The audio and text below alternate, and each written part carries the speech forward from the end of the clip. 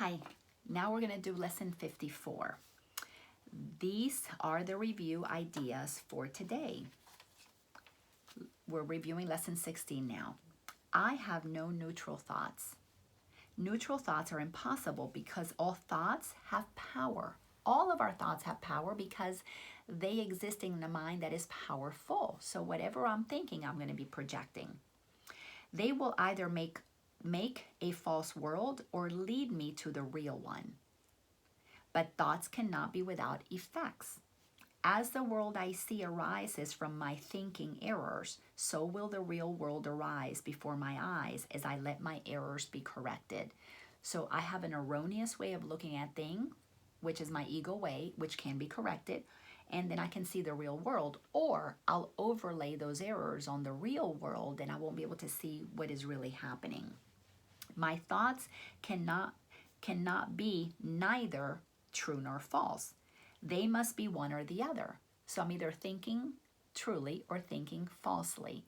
If I'm seeing the world through the eyes of my ego, I'm thinking falsely because I've overlaid a filter. I'm not seeing the reality. I'm seeing a filter over reality. It's a distortion. My thoughts cannot be neither true nor false. They must be one or the other.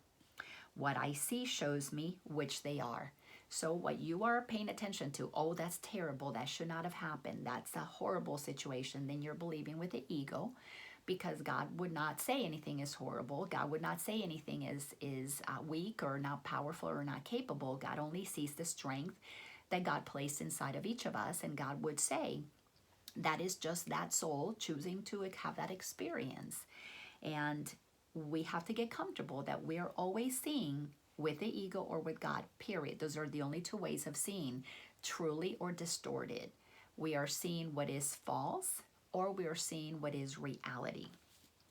So now we're going to review lesson 17. I see no neutral things.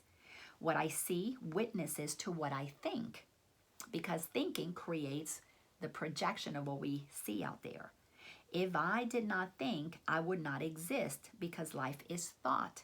If I did not think, I would not exist because life is thought. This is a powerful, powerful line. We have to recognize that all of life is imagination. It's a thought. We are ideas in the mind of God. We're being thought by God.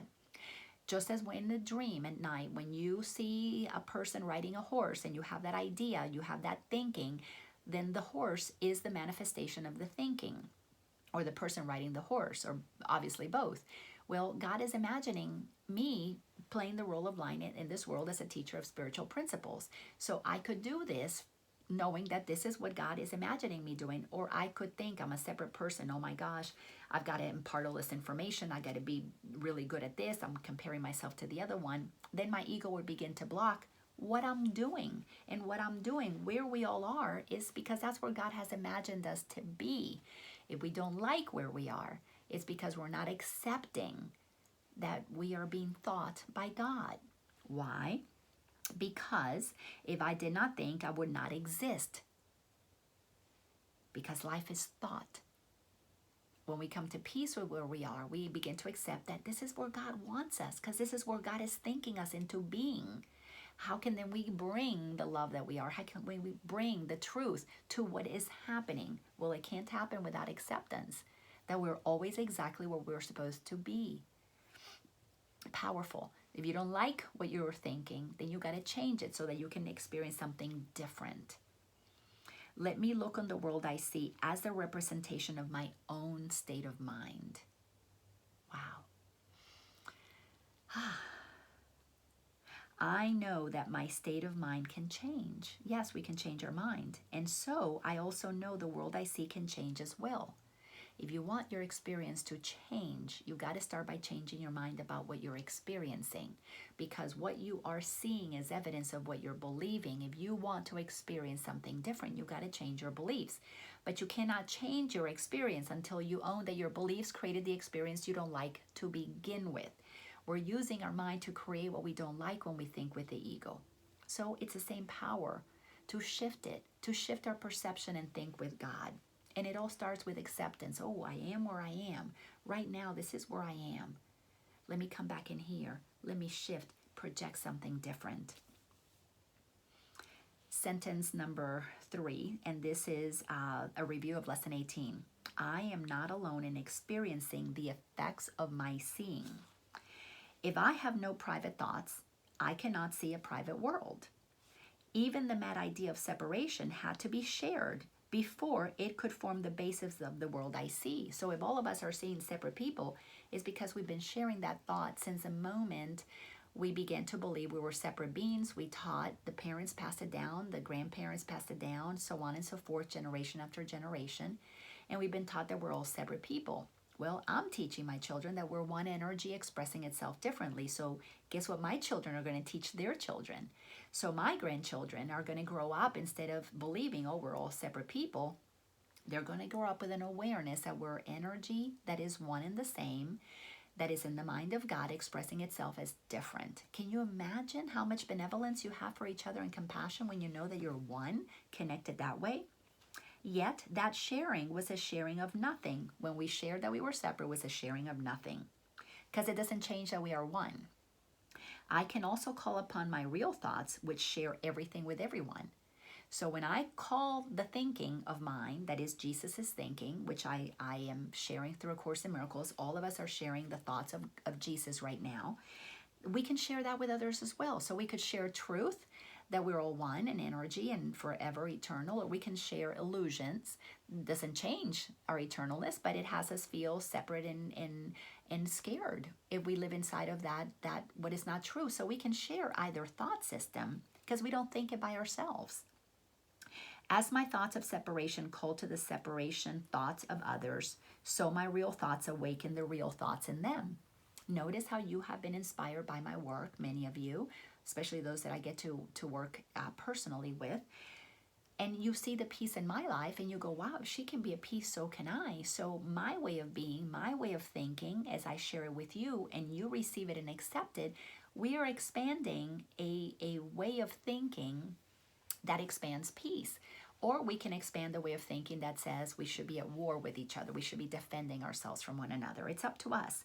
And the world my real thoughts show me will dawn on their sight as well as mine. So whatever I share with others, oh, this is a beautiful place, they can be, if they don't see it that way, they may go, I wonder how she sees this as a beautiful place, because I didn't see that before. So we're always planting seeds of what we believe is our reality. And so we're constantly sharing our thoughts based on we're sharing what we believe based on how we tell people we perceive the world. So now in paragraph 4, we're going to do a review of lesson 19. I am not alone in experiencing the effects of my thoughts. This again, a continuation on the same thing. I am not alone in experiencing the effects of my thoughts, because as I share them, other people are going to experience them. I am alone in nothing. Why? Because we're one and connected. Everything I think or say or do teaches all the universe. So my behavior, my compassion, my kindness shows that I'm a kind, compassionate person. That's how I see the world. When I was mean and vindictive, I told people about, the things that I was doing. I'm going to get back at that one. I'm going to, show this one. Well, I was teaching the world. I was teaching the universe what I believed. A son of God cannot think or speak or act in vain because we're powerful.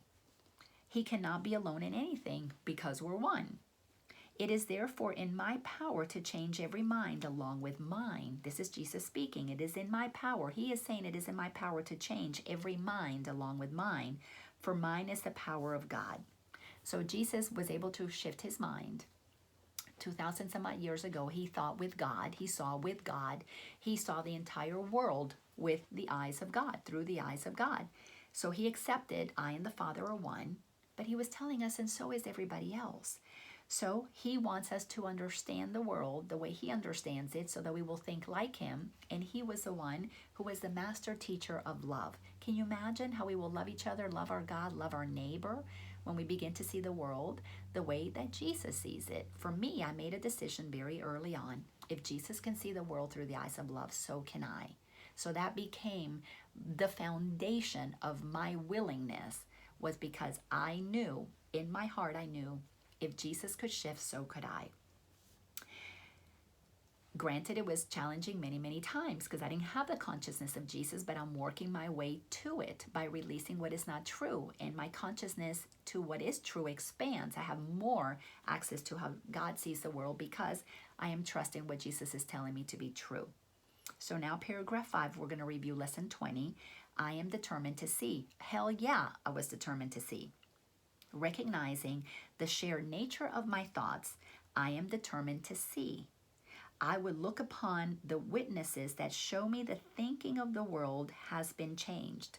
I began to look for people who were reflecting the truth that I was wanting to believe. I began to go to groups, to study groups or centers or organizations, or be part of forums online that were reflecting back to me what I was believing.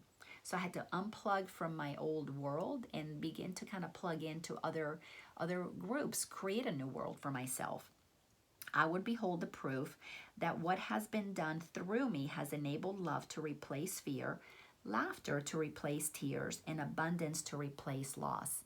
So when I shifted from being afraid that Ken thinking I was cheating on him was going to cost me my marriage, I began to replace that with love. Love, well, if it is what it is, if that's the path that we need to go, that's okay. I don't need to defend myself. Replace laughter, laughter replaced tears. Why? Because I was crying a lot thinking, oh, this man doesn't trust me. This man doesn't believe me. I was crying a lot. I was feeling very insecure. I was feeling a lot of shame. And I had to replace it with laughter and go, my God, this ego is a pretty funny thing. It's so powerful. And that's when I gained a new appreciation for the ego and I began to laugh at the insanity of it all. It was powerful for me to release this man because he was thinking incorrectly. That doesn't make him bad. That doesn't make him wrong. That doesn't make him any less innocent and perfect than God created him. It just made him temporarily insane. But in the next, when he passes on and he returns to the place that we'll call non-physical, we're going to be connected, and all of this will laugh at the silliness of all of this. But it helped me learn, and it's moving him on his journey. So then we were able to replace abundance and let go of loss, because I didn't see him leaving me as a loss. I saw the end of that relationship as an abundant opportunity for me to meet some other people who would see the world the way that I see it, and I have. I've met a wonderful man. I don't know what anything is for, so I don't know how long that will last, but it's an abundance. There was another partner. There was another opportunity to meet with somebody who would want to enjoy life, connected with me, and not be afraid of me. So that just felt really wonderful, to shift into abundance instead of loss. I would look upon the real world and let it teach me that my will and the will of God are one.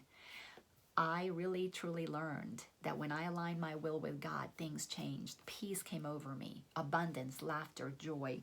I was able to forgive, to let go of shame and regret and guilt for the times that I was defending myself. It's a beautiful thing. Trading the illusion for the reality of God is so empowering, and it's so delicious, and it's so wonderful. And I'm sharing all of this with you because I know that my thoughts, my ideas have power, and if you receive them, they could be yours, and we could all expand to being more people who are loving and peaceful and joyful, sharing in the goodness of God's truth. That's why I do what I do, because I love being an opportunity like Jesus has been to share what truth does and how it transforms us. Thanks a bunch, and I'll see you at the next review lesson. Remember, we really truly are magnificent and powerful beyond measure. Thanks.